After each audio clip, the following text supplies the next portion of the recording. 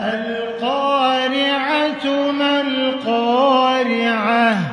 وما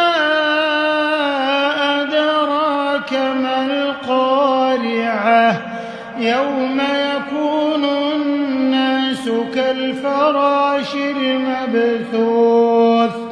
وتكون الجبال كالعهن